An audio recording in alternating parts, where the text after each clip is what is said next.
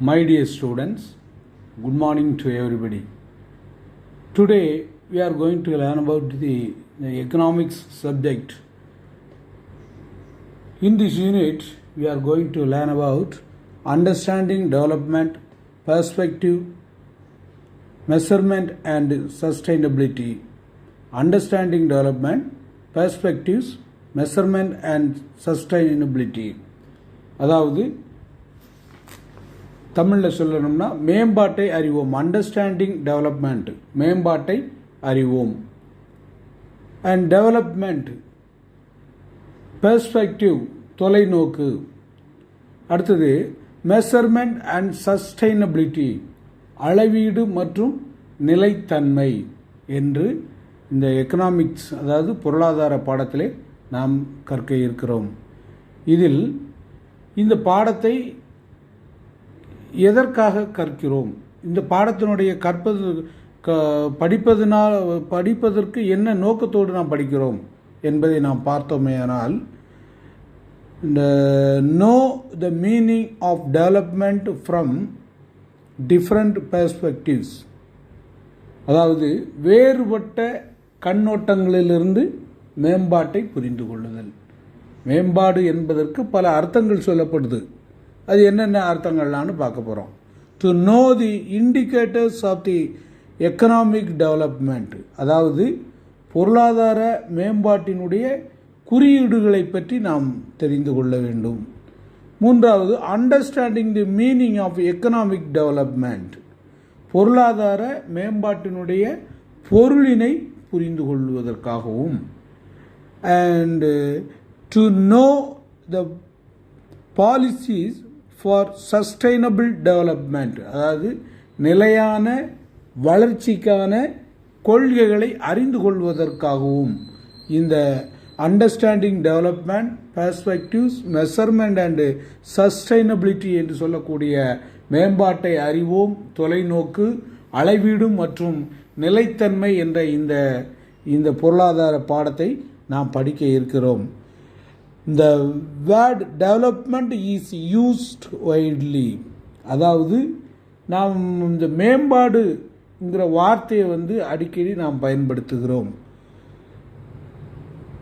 It refers to the progress of a particular field or a particular person, அதாவது ஒரு குறிப்பிட்ட துறையவோ அல்லது ஒரு குறிப்பிட்ட நபரை பற்றியோ இந்த மேம்பாடை பற்றி சொல்லப்படுகிறது.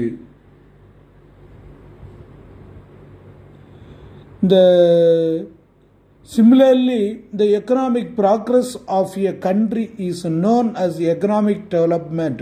However, the interpretation of the concept of development keeps on changing from time to time, from person to person, and its meaning gets extended further. அதாவது, however, the interpretation of the concept development keeps on changing from time to time. மேம்பாடு என்ற வார்த்தை அடிக்கடி பலரால் பல பொருள் அர்த்தத்தில் சொல்லப்படுகிறது. இருந்தாலும் இந்த கருத்தினுடைய விளக்கத்தை பற்றி நாம் படிப்போமேயானால் அது தொடர்ந்து மாறிக்கொண்டே இருந்தாலும் கூட அது ஒரு வாழ்க்கை நிலை மேம்படுவதை குறிக்கின்ற ஒரு வார்த்தையாக இருக்கின்றது. Let us try to imagine what development means to different people. அதாவது மேம்பாடு என்ற வார்த்தை பல்வேறு மக்களால் பலவிதமாக சொல்லப்படுகிறது. அதாவது மேம்பாடு என்பதற்கு இம்ப்ரூவ்மெண்ட் அப்படின்றால் முன்னால் இருந்ததை விட மேம்படுவது. அண்டு ப்ராக்ரஸ் என்றால் முன்னேற்றம். இந்த ஒரே வார்த்தைக்கு பல்வேறு பொருட்களை மக்கள் சொல்லுகிறார்கள். இம்ப்ரூவ்மெண்ட்டுங்கிறாங்க, ப்ராக்ரஸ்ங்கிறாங்க, ஃப்ரீடம் டு க்ரோங்கிறாங்க. அதாவது இம்ப்ரூவ்மெண்ட்னா முன்னால் இருந்ததை விட கொஞ்சம் வளர்ச்சி அடைந்ததை குறிக்கும். ப்ராக்ரஸ் என்றால் முன்னேற்றம் என்ற வார்த்தையை குறிக்கும். ஃப்ரீடம் டு க்ரோ, அதாவது சுதந்திரமாக வளர்ச்சி என்ற வார்த்தையை குறிக்கும். வளர்ச்சிக்கான சுதந்திரத்தை குறிக்கும். பெட்டரிங் யுவர் செல்ஃப், அதாவது பெட்டரிங் யுவர் செல்ஃப்னா தன் மேம்பாடை குறிக்கின்ற ஒரு வார்த்தையாக இருக்கிறது. நெவர் எண்டிங் ப்ராசஸ், அதாவது நெவர் எண்டிங் ப்ராசஸ், முடிவில்லாத செயல்பாடு என்பதை குறிக்கக்கூடியதாக இருக்கிறது. இப்படியாக பல்வேறு மக்களால் மேம்பாடு என்ற வார்த்தைக்கு பல அர்த்தங்கள் சொல்லப்படுகிறது.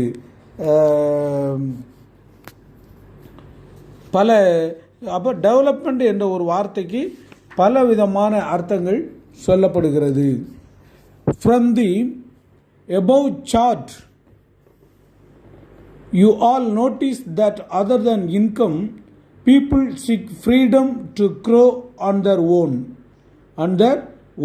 Thus, development refers to the improvement in quality of life, such as higher income, better education, better health and nutrition, less poverty and more equal opportunity. அதாவது ஒவ்வொரு மனிதர்கள் இருக்காங்க இல்லையா, அவங்க தங்களுடைய குறிக்கோள் அல்லது விருப்பம் இருக்குது இல்லையா, அதை அடைவதற்காக வாழ்க்கையில் முன்னேறணும்னு நினைக்கிறாங்க. அதே போல் ஒரு நாடு எப்படி முன்னேறணும் என்று மக்கள் பல்வேறு கருத்துக்களை சொல்கிறாங்க. இதற்கான காரணங்களை எல்லாம் என்ன செய்யணும், கண்டறிந்து அப்படி செயல்படுத்தினா நமது லக்குகளை அடைவதற்கான வழிகள், நம்ம முன்னேற்றத்தை அடைவதற்கான வழிகள் நாட்டினை முன்னேற்றத்திற்கு கொண்டு செல்லும் அப்படிங்கிறாங்க. இதற்கு பெயர் தான் மேம்பாடு. அப்போ முன்னேற்றமாக ஒரு நாடு முன்னேற்றம் அடைவதற்கு பொருளாதாரத்தில் எப்படி செய்ய வேண்டும் என்று மக்கள் சொல்லுகிறார்களோ அந்த வழியில் நாம் செல்லுகின்ற பொழுது ஒரு நாட்டை முன்னேற்றத்திற்கு கொண்டு செல்ல முடியும். அப்படி முன்னேற்றம் என்பதை குறிக்கின்ற ஒரு வார்த்தை தான் மேம்பாடு என்று சொல்லப்பட்டிருக்கிறது. அப்போ மேம்பாடு என்பதற்கு பலர் பலவிதமான கருத்துக்களை சொல்லி இருக்கிறார்கள்.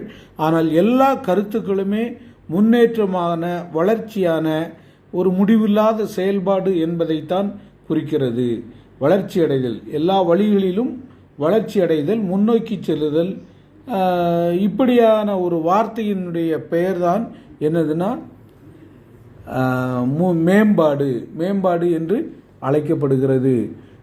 இண்டிகேட்டர்ஸ் ஆஃப் எக்கனாமிக் டெவலப்மெண்ட் அப்படின்னா பொருளாதார மேம்பாட்டிற்கான குறியீடுகள். The major indicators to measure the level of economic development are net national product, அதாவது நிகர நாட்டு உற்பத்தி, தனிநபர் வருமானம், வாங்கும் திறன் சமநிலை, மனித வள மேம்பாட்டு குறியீடு, இதெல்லாம் சேர்ந்தது முன்னேற்றத்தினுடைய முதன்மையான குறியீடுகளாக சொல்லப்படுகிறது. அதாவது final money value of total goods and service produced within the geographic boundaries of a country during the specified period of time. Normally, a year is known as gross domestic product. அதாவது ஒரு ஆண்டில் இந்த நாட்டினுடைய எல்லைக்குள்ள உற்பத்தி செய்யப்படுகின்ற எல்லா பொருட்களும் பணிகளும் சேர்ந்தது மொத்த மதிப்பு தான் என்னது, உள்நாட்டு உற்பத்தி என்று அழைக்கப்படுகிறது. உள்நாட்டு உற்பத்தி அப்படிங்கிற போது final money value of total goods and service produced within the geography boundaries, ஒரு உள்நாட்டுக்குள்ளே நடக்கின்ற வாணிபம் எல்லாம் சேர்ந்தது தான் மொத்த உழைப்பு, இந்த உற்பத்தி செய்யப்பட்ட பொருள் எல்லாம் சேர்ந்தது தான் உள்நாட்டு உற்பத்தி, மொத்த உள்நாட்டு உற்பத்தி என்று அழைக்கப்படுகிறது. நெட் நேஷனல் ப்ராடக்ட்னு சொன்னால் நிகர நாட்டு உற்பத்தி. தமிழ் மீடிய பையங்களுக்கு 303வது பக்கத்தில் பாருங்கள். நெட் நேஷனல் ப்ராடக்ட் என்பதற்கு நிகர நாட்டு உற்பத்தி என்று கொடுக்கப்பட்டிருக்கிறது. The net national product is considered as a true measure of national output. It is also known as national income. A rise in per capita income means an increase in aggregate real output. Hence, this is a better indicator than national income for measuring development. அதாவது நிகர நாட்டு உற்பத்தி தேசிய உற்பத்தியினுடைய உண்மையான அளவாக கருதப்படுகிறது. இது நாட்டு வருமானம் என்று சொல்லப்படுகிறது. இதுதான் அதான் மொத்த ஒரு நாட்டினுடையது தான் என்னது நாட்டு வருமானம் என்று அறியப்படுகிறது. தனிநபர் வருமான உயர்வு எப்போதும் மொத்த உண்மையான உற்பத்தியினுடைய உயர்வு என்று சொல்லப்படுகிறது.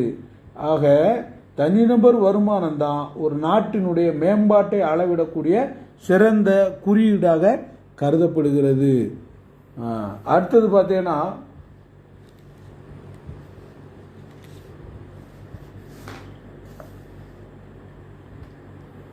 Per capita income. Per capita இன்கம்னா தல வருமானம். However, for comparing the development of various countries, total income is not satisfactory measure. அதாவது நாடுகளுடைய வளர்ச்சியினை ஒப்பிடுவதற்கு மொத்த வருவாயை கணக்கிடுவது. மொத்த வருவாயை கணக்கிடுகின்ற பொழுதுதான் ஒரு நாட்டினுடைய வளர்ச்சியை கண்டுபிடிக்க முடியும். இப்போ எல்லா ஒரு நாடுகளின் வளர்ச்சியினை ஒப்பிட மொத்த வருவாய் என்ன செய்யணும், கணக்கிடப்பட வேண்டும். அது ஒரு பயனுள்ள நடவடிக்கையாக இருக்குமா அப்படின்னா அது சந்தேகம்தான்.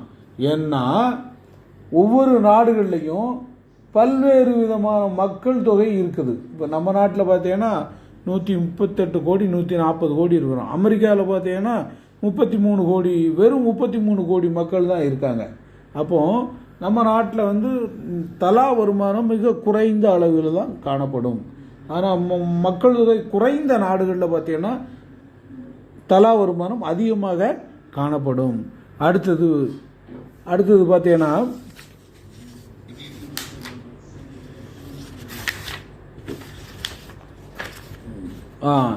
இண்டிகேட்டர்ஸ் ஆஃப் எக்கனாமிக் டெவலப்மெண்ட் பார்த்தாச்சு இல்லையா.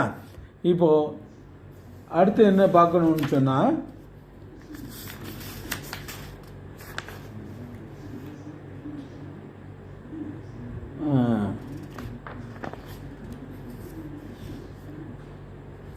நிலையான மேம்பாடு. தமிழில் நிலையான மேம்பாடு என்பதை நாம் பார்க்க வேண்டும்.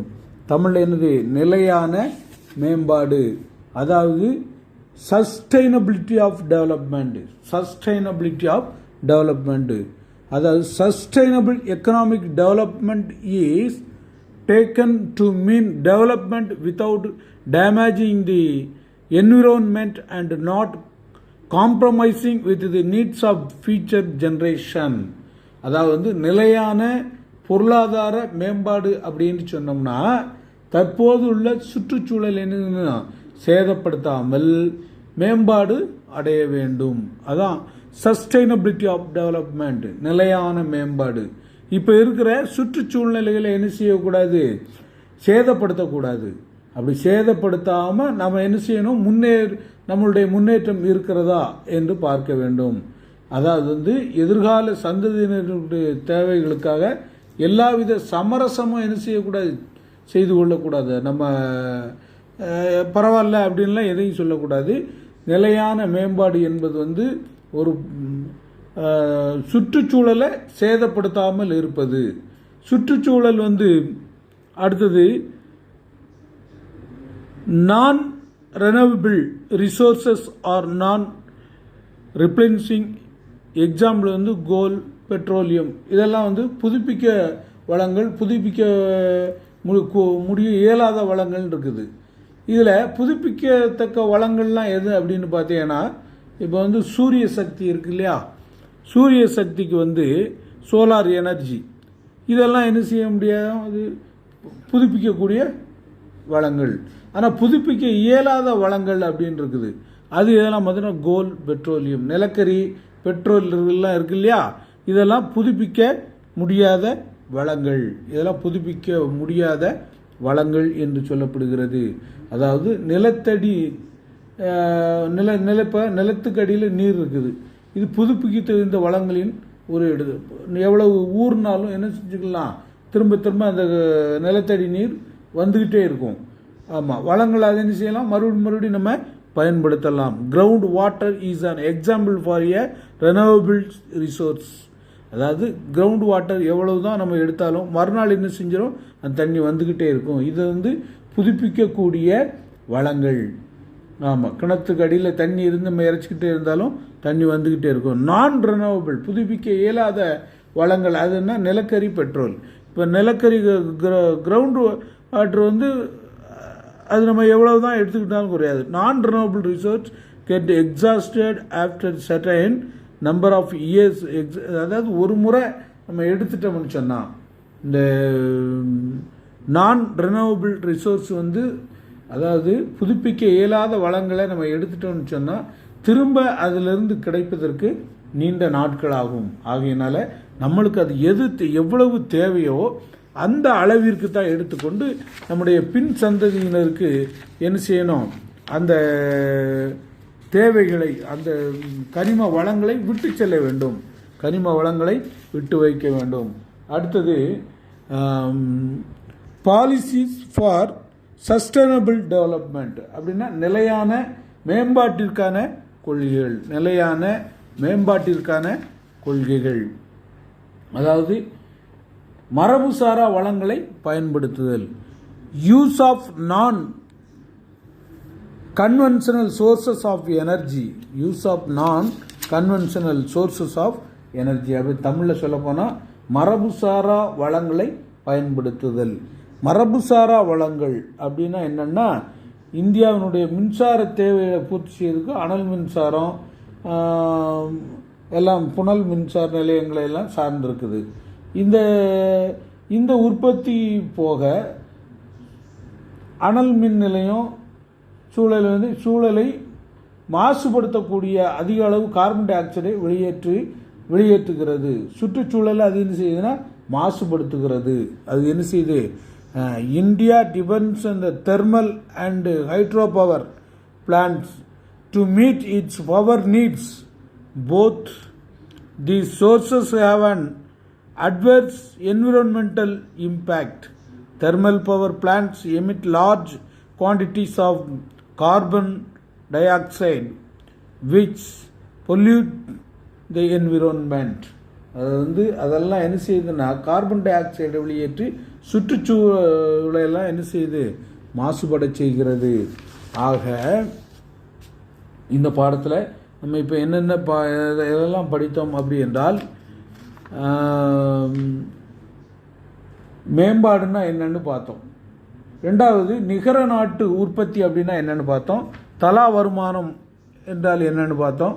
மனிதவள மேம்பாடு குறியீடை பற்றி நம்ம பார்த்தோம் இல்லையா. அப்புறம் நிலையான மேம்பாடு அதுங்கிறத பார்த்தோம். மரபுசாரா வளங்களை எப்படி பயன்படுத்தணுங்கிறத பற்றி பார்த்தோம்.